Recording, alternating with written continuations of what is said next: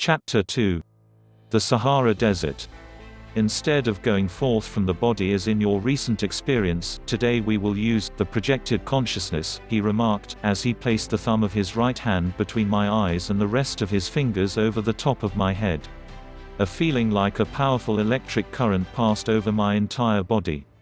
Removing his hand, he continued, I wish you to fix firmly in mind, and recall frequently for contemplation, the fact, that the laws I explain, and teach you to use, are to bring you into a condition, of conscious mastery, over all forces, and things on earth.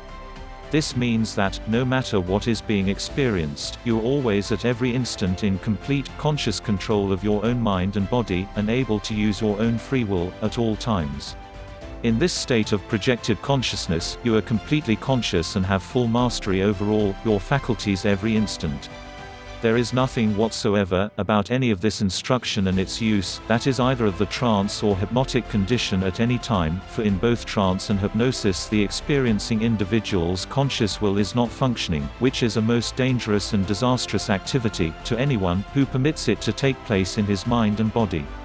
There is no conscious mastery or dominion in trance or hypnotic practices, and they are most uncertain and dangerous to the soul growth of the one who permits such practice.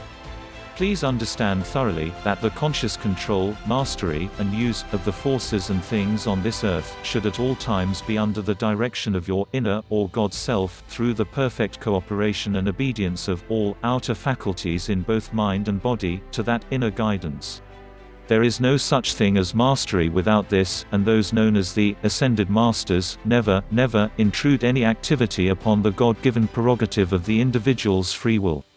A student may be given the experience of projection, if an ascended master chooses to expand his consciousness temporarily, so that he experiences things happening in two or more places at the same time. In such a condition, the student's faculties are completely under the control and direction of his own free will at every moment. He is fully conscious and active wherever his body may be, and also at the place to which the ascended master chooses to direct his attention for the instruction. The reason an ascended master temporarily raises the consciousness of the student is to show him how he may do this same thing for himself by his own effort, consciously and at will. Projected consciousness is but increasing the rate of vibration of the atomic structure in both the mind and body of the student. This is done by the radiation from an ascended master, and is an activity of the light which increases the vibratory rate up to the keynote he sets for the experience. In the higher rate, one uses his faculties of sight and hearing exactly as he does in daily life, except that they are expanded into the next octave or zone above the human. Such use of our senses is the same as we experience every moment of the waking state, because we can become aware of that which is near and that which is distant at exactly the same instant. The expansion or contraction of our consciousness is dependent entirely upon what the individual desires. This is always subject to the free will and conscious direction of the student. One can, of his own choice, be conscious of a certain tree in his garden, or of the entire garden. He uses the same faculty of sight to observe both, and uses it in exactly the same way. When he wants to see all of the garden, he makes his sight enlarge its activity until it takes in all he desires. The larger expansion still includes the smaller, so you see, you must be conscious of the full control of all your faculties in both places at the same time. The activity that takes place is really an enlargement of the force field in which the sight acts. The use of your faculty of sight, in this projection or expansion of consciousness, is accomplished by the raising of the vibratory rate in the optic nerve. The whole process corresponds to the thing that takes place when one uses a field or marine glass. In ordinary experience, human consciousness has been accustomed to use its faculties only within certain zones or force fields, and the proof of this is that one can listen to the sound of a person's voice who is physically present in the room speaking to him, and he can also hear the bell of a telephone ring somewhere else in the house at identically the same instant. All the faculties of the outer activity are elastic. They may be used as either a microscope or a telescope, depending entirely upon the desire and will of the individual. If he can be conscious of sound in the room in which his physical body stands, and also be aware of sound 2 or 3 rooms distant, by exactly the same process, in a still farther expansion of this faculty, he can hear, at a more distant place. To do this, one must increase the vibratory rate, until it reaches into the more distant zone. When you contemplate this great inner God activity, do you not see how, perfectly and readily, the outer senses merge into the inner, and what has been 2 becomes 1? This activity of consciousness can be applied to all the other senses, as well as those of sight and hearing. Such a raising process is natural, normal, and harmonious, as simple as the tuning of your radios to any desired wavelength. Radio wavelengths and those of sight and hearing are parts of the same activity. Sound contains color and color contains sound. In ordinary daily experience, human beings can hear color and see sound whenever they become still enough.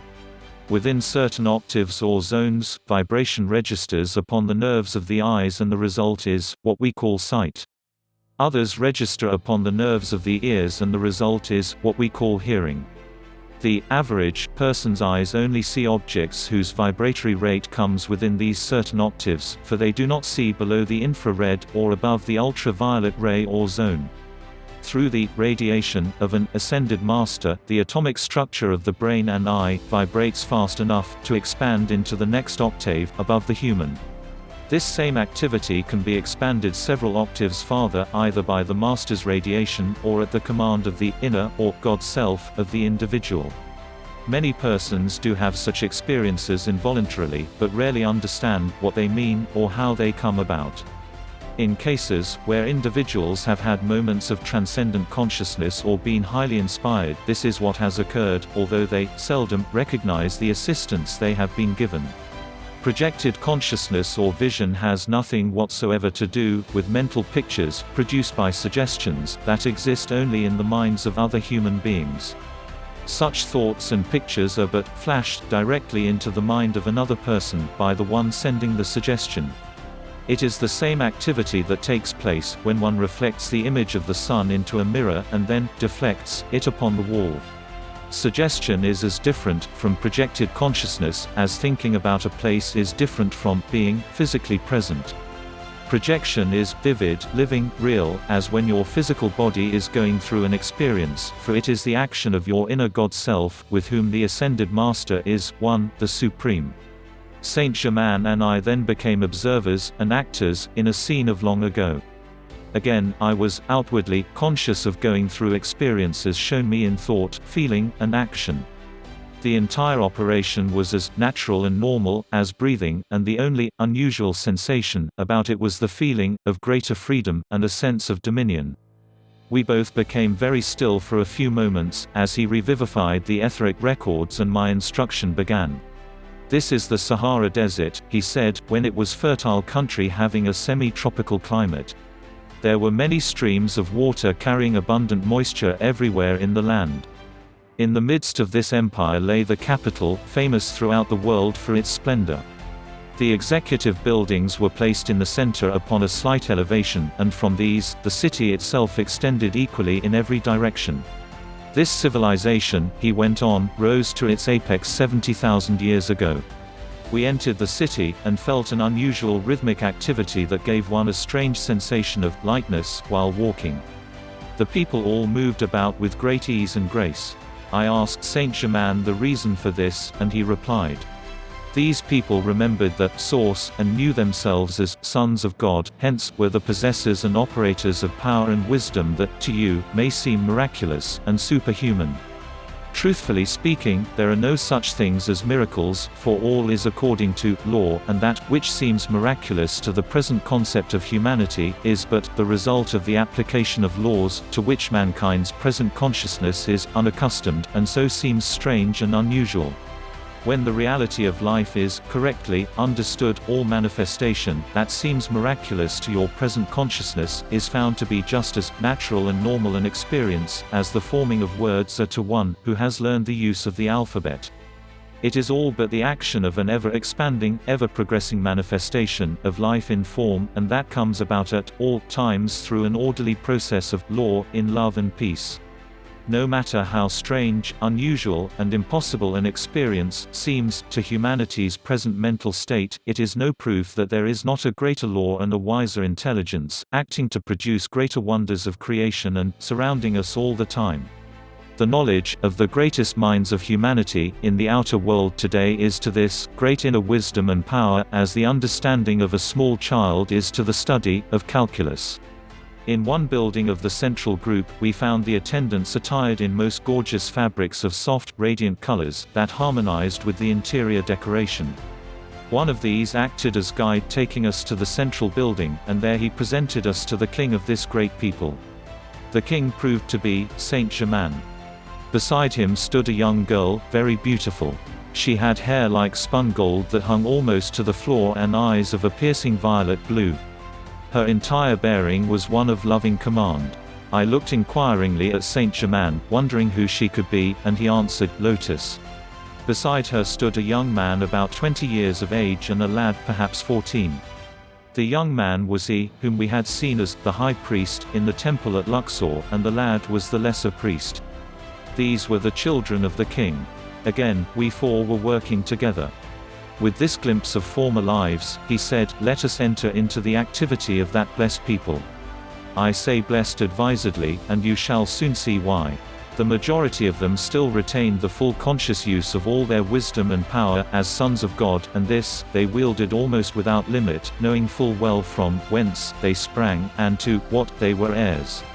The outer was but the instrument of the divine self, as it should be, and was only permitted to do that for which it was created.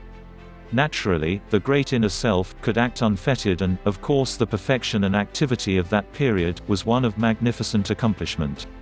At the time of this former civilization, the whole empire was filled with great peace, happiness and prosperity. The king-emperor was a master of the ancient wisdom, and a real cupbearer of the light. He ruled by that light, and his empire was the living example of perfection. For hundreds of years, Saint Germain continued, this perfection was maintained, without army or navy of any kind. The control of the people was vested in the care of 14 ascended masters of light, 2 working on each of the 7 rays. They thus formed points of focus for the mighty God activity to be made visible. Under these 14 luminous beings were 14 lesser masters, who formed the heads of 7 departments, controlling the activities of science, industry and art. Each of the department heads guided the work under his care by conscious and direct contact with the God in himself. Hence, direct from their source, did all direction and instruction come for those under them. Thus, divine perfection was constantly flowing through without any interference from the human. This form of government was most remarkable, successful, and satisfactory in every way. There has never been anything on earth since that time, which has even approached such heights. In the ancient records that have come down to the present day, this former civilization is always referred to as the Golden Age, and so it was in every activity of life. In your beloved America, in the not-so-far distant future, will come forth a similar recognition of the real inner self, and this her people will express in high attainment. She is a land of light, and her light shall blaze forth, brilliant as the sun at noonday, among the nations of the earth. She was a land of great light, ages ago, and will again come into her spiritual heritage, for nothing can prevent it.